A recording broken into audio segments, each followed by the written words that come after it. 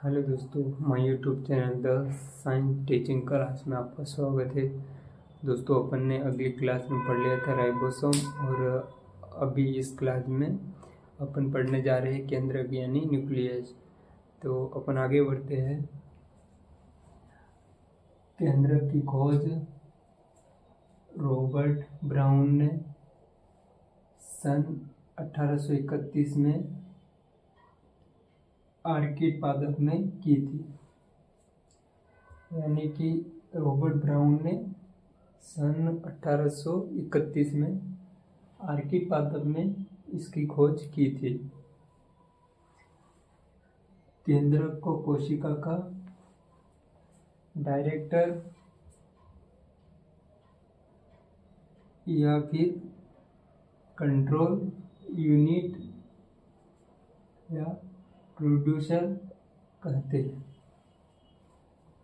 यानी कि केंद्रक होता है, यह कोशिका को कंट्रोल करता है। उसके हिसाब से जो कार्य करना होता है उसके हिसाब से कोशिका को चलाता है। जैसे कि अपन डायरेक्टर बोले, एक फिल्म शूटिंग करती है लोग, तो उसका डायरेक्टर होता है जो कि हीरो हीरोइन जो भी अदरवाइज जो भी भूमिका निभाने वाले होते हैं उनको डायरेक्टर ही एक्शन वगैरह करने का आदेश देता है, एक्शन बंद करने का आदेश देता है। जिससे ही यह भी केंद्रक होता है। कोशिका को कार्य करना है या नहीं करना है, यह सब केंद्रक के हाथों में ही होता है और यह कोशिका को कंट्रोल करके रखता है। यानी इसको कंट्रोल यूनिट भी कहा जाता है।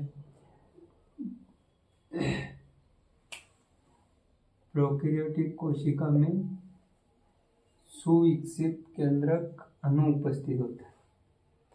यानी कि जो प्रोकैरियोटिक कोशिका होती है उसमें केंद्रक अनुपस्थित होता है, यानी कि उसमें केंद्रक नहीं पाया जाता है।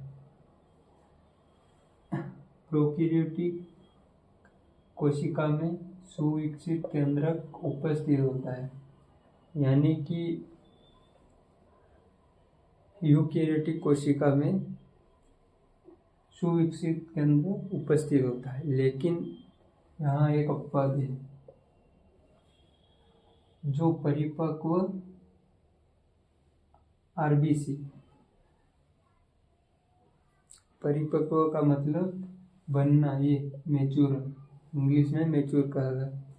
परिपक्व आरबीसी यानी कि जो आरबीसी निर्माण करती है, बनती है, उसमें सुविकसित केंद्रक अनुपस्थित होता है। और एक होगा परिपक्व चालनी नलिका, यानी कि इंग्लिश में फ्लोएम, इसमें भी सुविकसित केंद्रक अनुपस्थित होता है। इसलिए इसको एक अपवाद कहा गया। ये यहाँ पे मैंने लिख दिया है, केंद्रक अनुपस्थित। आगे बढ़ते हैं अपन। केंद्रक को कार्योन कहा जाता है। केंद्रक को कार्योन भी कहा जाता है। कार्योन इसलिए कहा जाता है क्योंकि इसकी खोज रॉबर्ट ब्राउन ने की थी, लेकिन केंद्रक का अध्ययन कार्योलॉजी में किया जाता है, इसलिए इसको कार्योन भी कहा गया। केंद्रक का विभाजन कैरियोकाइनेसिस में किया जाता है। केंद्रक दोहरी झिल्ली युक्त संरचना है। यानी कि केंद्रक दोहरी झिल्ली का होता है। यानी कि जैसे कि अपन मान लेते हैं ये एक झिल्ली हो गई और इसके ऊपर फिर एक परत होती है, यह दोहरी झिल्ली कहलाता है। ऐसे करके यह दोहरी झिल्ली होता है।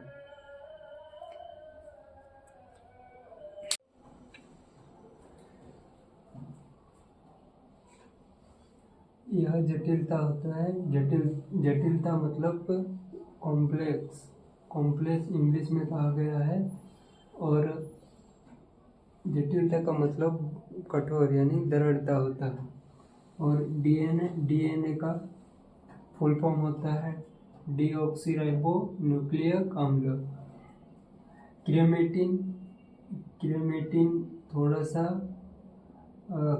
मतलब क्रोमेटिड से कम अभिरंजन होता है, और क्रोमेटिन इससे ज़्यादा अभिरंजन होता है। और क्रोमोसोम और गुणसूत्र यानी इन दोनों का एक ही नाम होता है। इन क्रोमोसोम या गुणसूत्र बोले तो यह दोनों एक ही, यह इन दोनों से ज़्यादा अभिरंजन होता है। अब अपन कर लेते हैं केंद्रक के कार्य। केंद्रक में पाया जाने वाला आनुवांशिक पदार्थ को फ्लेमिंग द्वारा क्षारीय अभिरंजन द्वारा रंगा एवं उसे क्रोमेटिन कहा गया। यानी कि केंद्रक में पाया जाने वाला आनुवांशिक पदार्थ उसको फ्लेमिंग कहा गया, उसके द्वारा क्षारीय अभिरंजन द्वारा रंगा गया, उसको क्षारीय अभिरंजन द्वारा रंगा गया, लेकिन उसको क्रोमेटिन कहा गया। यानी यह क्रोमेटिन है, यह अम्लीय है। जैसे कि ये आगे मैंने बताया, ये अम्लीय है और ये क्षारीय है। इसके कारण ही जैसे ये अधिक से अधिक है, इसलिए यह कैसा होगा, कम सक्रिय होगा, और यह यूक्रोमेटिन अधिक सक्रिय होगा। केंद्रक की बाहरी व आंतरिक झिल्ली जहाँ मिलती है वहाँ केंद्रक छिद्र का निर्माण होता है। यानी कि जैसे यह बाहरी झिल्ली हो गई और ये आंतरिक झिल्ली हो गई, ये दोनों यहाँ से मिलेगी, और ये इधर से होगी, ये यहाँ पे ये दोनों मिल गई, मतलब आंतरिक झिल्ली और बाहरी झिल्ली मिल गई, वहाँ पर केंद्रक छिद्र का निर्माण हो रहा। ये यहाँ पे लिखा है निर्माण हो रहा। केंद्रक छिद्र पदार्थों को कोशिका द्रव से केंद्रक द्रव्य एवं केंद्रक द्रव्य से कोशिका द्रव्य में स्थानांतरण में सहायक करता है। यानी कि केंद्रक द्रव्य पदार्थों को कोशिका द्रव्य केंद्रक द्रव्य से कोशिका द्रव्य से केंद्रक द्रव्य में जाते हैं एवं केंद्रक द्रव्य से कोशिका द्रव्य में स्थानांतरण।